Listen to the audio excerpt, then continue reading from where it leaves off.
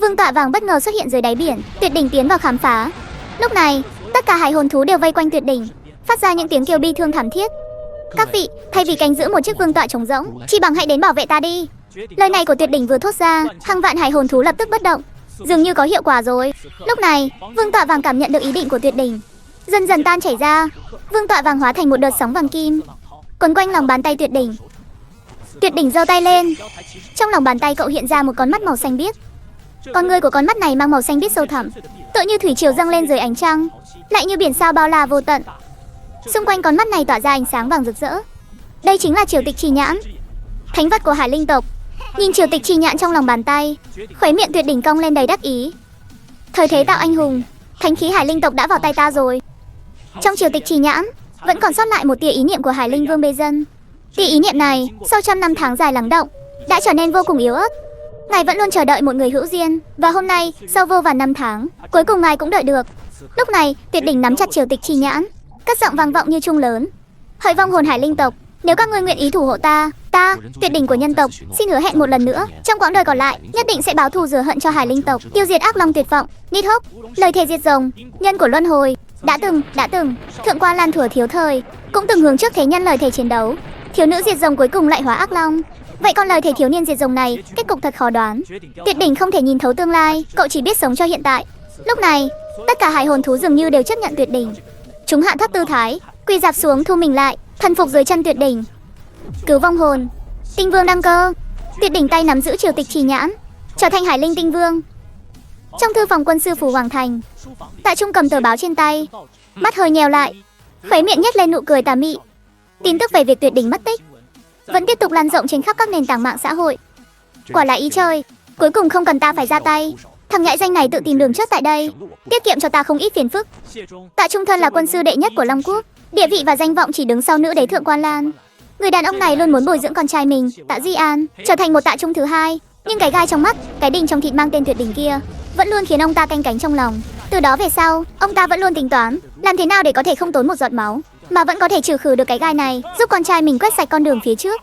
Hiện tại, nhìn thấy tin tức về việc tuyệt đỉnh mất tích trên báo, Tạ Trung mừng rỡ khôn xiết. Đúng lúc này, tiếng gõ cửa vang lên. Ai đấy, vào đi.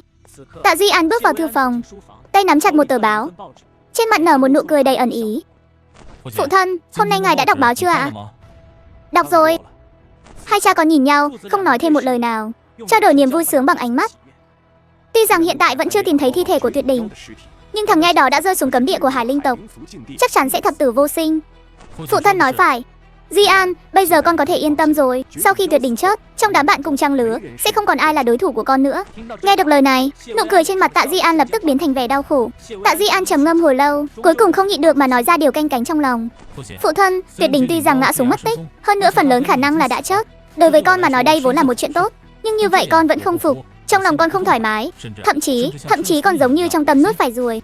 Thằng nhãi danh, ý con là cảm thấy bản thân không được đưa vào danh sách tử vong của kế hoạch tiêu diệt tinh tú, nên đố kỵ với cái tên tuyệt đỉnh kia đấy à?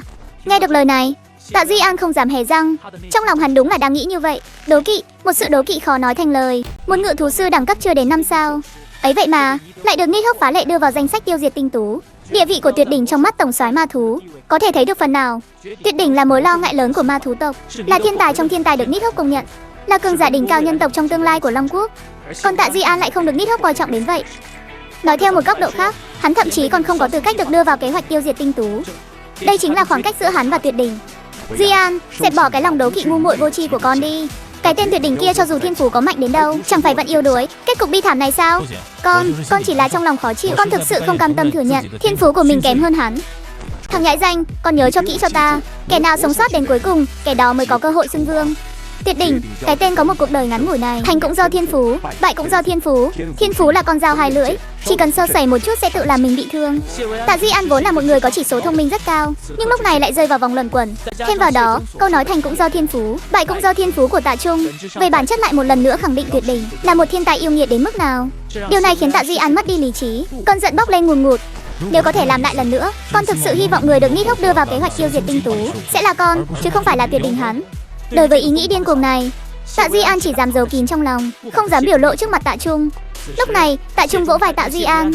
An ủi, Di An à, tuyệt đỉnh đã chót rồi, hắn chỉ là một khách qua đường trong cuộc đời con thôi. Đừng quá để ý đến hắn nữa. Tiếp theo, ta sẽ tiếp tục gây áp lực lên nữ đế, tìm cơ hội để con trở thành ứng cử viên của đế hồn thành viên. Chỉ cần sau khi tốt nghiệp con có thể gia nhập đế hồn, vậy thì thiên hạ này sớm muộn gì cũng sẽ là của nhà họ Tạ chúng ta.